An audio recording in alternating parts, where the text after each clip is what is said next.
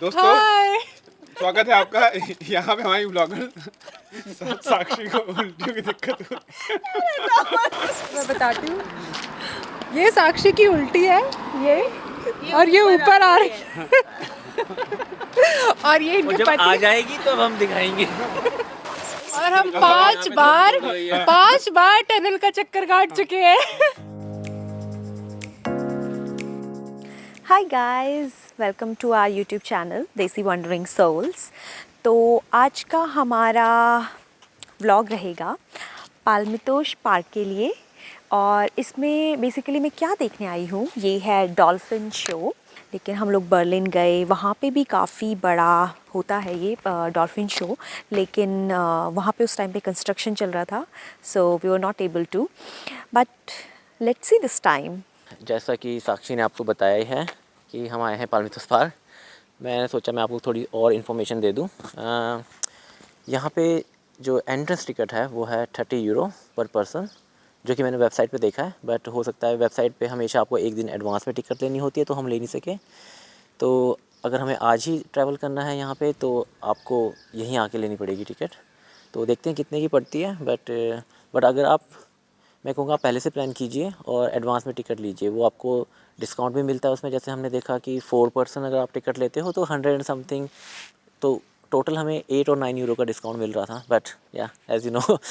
और दूसरी बात, ये Palmitos park it's like a kind of a zoo. बहुत सारे एनिमल्स नहीं हैं, बट यहाँ पे बर्ड्स हैं और उनके भी डिफरेंट शो होते हैं। और बट ये मेनली फेमस है अपना डॉल्फिन शो के लिए। जैसे कि आप देख सकते हैं डॉल्फिन्स बनी हुई हैं, तो ये यहाँ का मेन अट्रैक्शन है। और जैसे कि कोविड है तो पहले ये एवरी डे ओपन होता था, एंड आजकल इनकी वेबसाइट में मेंशन है कि ये डेली ओपन नहीं है, ये only I think Thursday till Sunday open है। तो मंडे, ट्यूसडे एंड वेडनेसडे ये ओपन नहीं रहता है। Just only thing keep in mind कि पहले आने से पहले इनकी वेबसाइट को विजिट कीजिए, बुकिंग कीजिए और सब कुछ आपको सारी इन्फॉर्मेशन वहाँ पे मिल जाएगी। तो आगे अंदर चलते हैं और आपको दिखाते हैं कैसा रहा हमारा ये ट्रिप। Come on.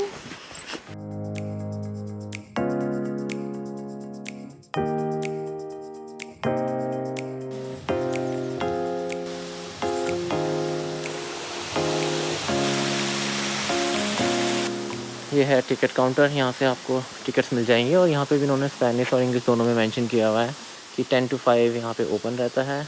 और जो लास्ट एंट्री है वो शाम को 4 बजे तक ही होती है, उसके बाद कोई एंट्री नहीं लेते हैं। तो गाइस, टिकट्स हमने परचेज़ कर लिए हैं। जैसा कि मैंने बताया था, ऑनलाइन आपको सस्ता पड़ता है। तो हमें यहाँ पे जो टिकट पड़ी है 32 यूरो पर पर्सन पड़ी है इंस्टेड ऑफ 30 यूरो। प्लस हमें ऑनलाइन अगर हम 4 लोगों का एक साथ लेते हैं तो हमें एक्स्ट्रा डिस्काउंट भी मिलता है 8 यूरो का, वो भी नहीं मिला। तो ओवरऑल देखा जाए हम 4 लोगों ने 2 यूरो के हिसाब से 8 यूरो और 8 यूरो 16 यूरो एक्सपेंसिव हमें टिकट पड़ी है अगर हमें ऑन द स्पॉट आना है यहाँ पे। तो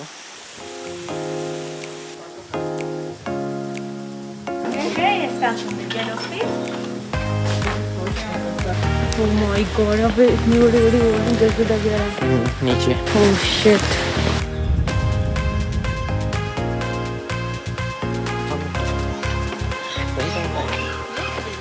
उधर ही। सो दोस्तों, ये पहुँच गए हम डॉल्फिन शो में। यहाँ पे 2 ही शो हैं आई गेस। एक 1:30 पे होता है और एक आई थिंक 4 o'clock है। तो हम पहला शो देख रहे हैं और हम टाइम पे पहुँचे हैं, तो दैट्स गुड। और काफ़ी लोग आए हैं, मतलब इतना क्राउडेड नहीं है बट काफ़ी क्राउड है। Good afternoon, ladies and gentlemen. Welcome to our Dolphin Show.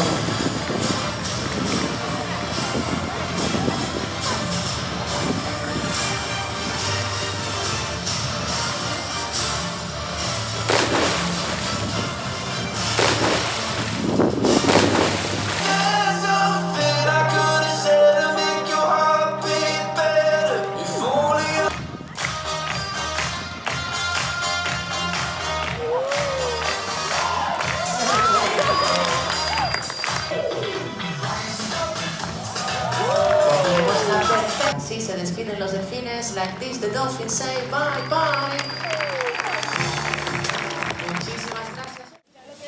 तो यहाँ पे टाइम हो गया, 2 बज गए हैं। अब हमने सोचा है थोड़ा खा पिया जाए। तो ये मिला है यहाँ पे रेस्टोरेंट, देखते हैं क्या मिलता है यहाँ पे।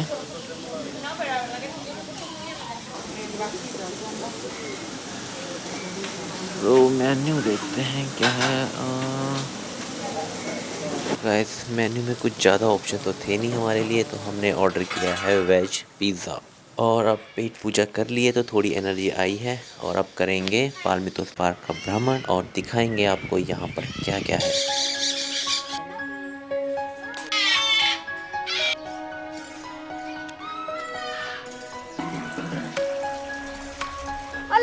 मैं बुलाऊंगा 11 करोड़ दोगे बताओ सब लोग। चलो 11 करोड़ मिलेंगे ठीक है।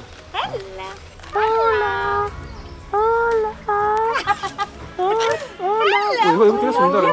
उसका बॉयफ्रेंड आ गया है। मोटा भाई कैसे हो? और छोटे छोटे बर्ड्स को देखने के बाद अब हम जा रहे हैं बटरफ्लाई जोन में। और इस बटरफ्लाई जोन में है तो बहुत सारी बटरफ्लाईज, बट सभी आराम कर रही हैं लगता है। इतना ढूंढने के बाद भी मुश्किल से 2-4 दिखी हैं, बट कैप्चर करना बहुत ही मुश्किल है।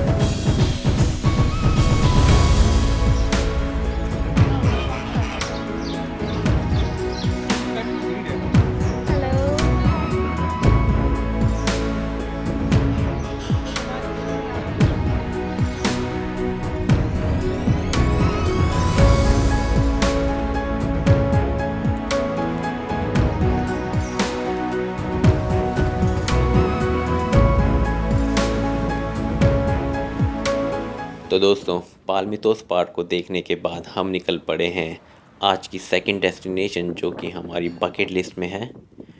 और ये जो जगह है इसका नाम है मिराडोर देल बाल्कन। आई होप मैंने सही से प्रोनाउंस किया होगा। और इस जगह को आप जितना मर्जी शब्दों में बता लीजिए और वीडियो के ज़रिए दिखा लीजिए, पर जस्टिफाई नहीं कर सकते हैं इसकी सीनिक ब्यूटी को। बट फिर भी मेरी पूरी कोशिश रहेगी कि आज मैं अपनी वीडियो के ज़रिए इस जगह की सीनिक ब्यूटी को दिखा पाऊँ। तो दोस्तों जैसे मैंने बताया जगह तो बहुत ही ज़बरदस्त होगी ही, लेकिन जो वहाँ तक पहुँचने का रास्ता है ये भी बहुत ही ब्यूटीफुल और सीनिक है। और ये एकदम जैसे हमारे इंडिया में आप जाते हैं लद्दाख साइड, वैसे ही यहाँ पे रास्ते में माउंटेन्स हैं। और जब आप उत्तराखंड और हिमाचल साइड जाते हैं तो वहाँ के हिल एरियाज़ में जाने के लिए जो कर्वी रोड्स होती हैं, ज़िगज़ैग रोड हैं, उसी टाइप की ये रोड्स हैं। तो काफ़ी ब्यूटीफुल और सीनिक नज़ारा है पूरे रास्ते भर, तो ड्राइव करने में भी आपको बहुत ही मज़ा आएगा।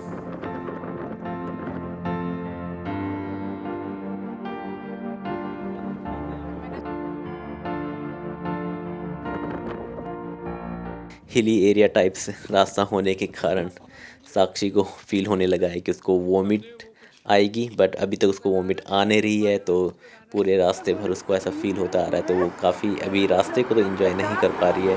बट आई एम श्योर जब वो वहाँ पहुँच जाएगी तो सब भूल जाएगी और बहुत ही एंजॉय करने वाली है वो इस जगह को। तो ये थी हमारे रास्ते की क्लिप जहाँ पे साक्षी को थोड़ा सा पैनिक फील हो रहा था। दोस्तों स्वागत है आपका यहाँ पे हमारी ब्लॉगर साक्षी को उल्टियों की दिक्कत हुई और हम 5 बार टनल का चक्कर काट चुके हैं। और हमारी ब्लॉगर कह रही है हम आगे नहीं जाएंगे हम यहाँ से। मैं बताती हूँ, ये साक्षी की उल्टी है ये और ये ऊपर आ रही है और ये इनके जब पति आ जाएगी तो हम दिखाएंगे लाइव। ये सब मेरे मजे ले रहे हैं और यहाँ मैं विक्टिम हूँ।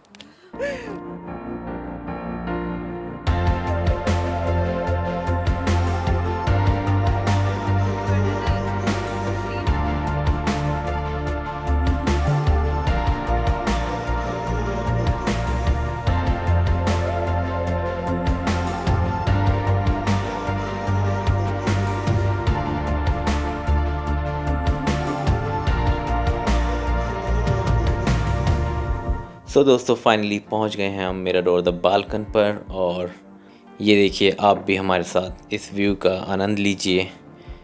सच में सही कहा है लोगों ने, शब्दों में बयान करना बहुत ही मुश्किल है। बहुत ही मैस्मराइजिंग अमेजिंग नज़ारा है यहाँ से। और देख सकते हैं आप कितना क्लाउडी हो रहा है, क्लाउड्स कैसे जा रहे हैं इतनी तेज़ी से। और सनसेट भी होने वाला है नेक्स्ट 15 मिनट्स में, तो तब तक कर लेते हैं कैप्चर इस सराउंडिंग और दिखाएंगे आपको यहाँ से सनसेट व्यू। और दोस्तों जैसे कि ये 300 मीटर अबव है अटलांटिक ओशियन के, तो बहुत ही विंडी है यहाँ पे। और जैसे ही यहाँ पे सनसेट हो जाएगा तो कोल्ड और भी हो जाएगी वेदर, तो अपने साथ कैरी करना ना भूलिए जैकेट।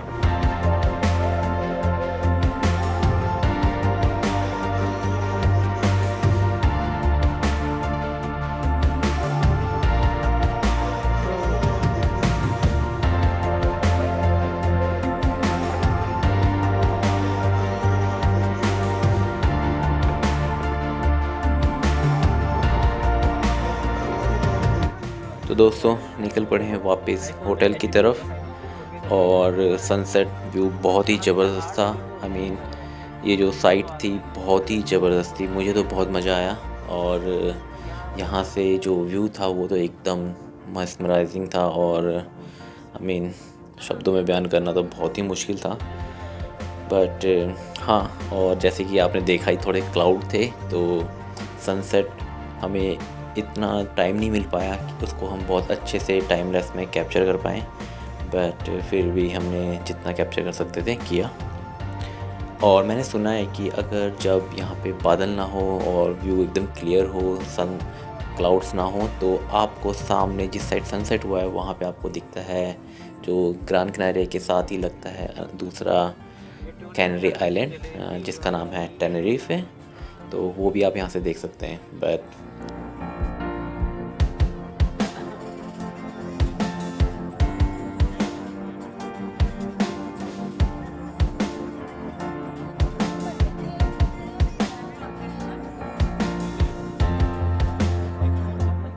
और दोस्तों ये है वो टनल जहाँ पे हमने 5 चक्कर लगाए हैं जाते टाइम, क्योंकि टनल पर एंटर करने से पहले आता है 2-3 एक्सेलरेशन लेन आती हैं, एक ही साथ आती हैं थोड़े थोड़े से डिस्टेंस पे।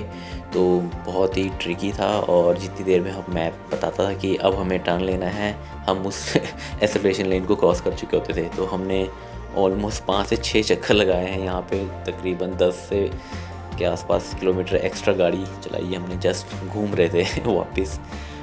तो बहुत ही अच्छा एक्सपीरियंस था ये भी। सो गाइस ये था आज का व्लॉग, और उम्मीद है आपको पसंद आया होगा। तो अगर आपने अभी तक हमारा चैनल सब्सक्राइब नहीं किया है तो प्लीज़ डू सब्सक्राइब। और अगर आपको कुछ भी इस जगह के बारे में हमसे जानना है रिगार्डिंग ट्रैवल और एक्सपीरियंस, तो आप हमें कमेंट बॉक्स में कमेंट कर सकते हैं, और हम आपका सवाल का ज़रूर आंसर करेंगे।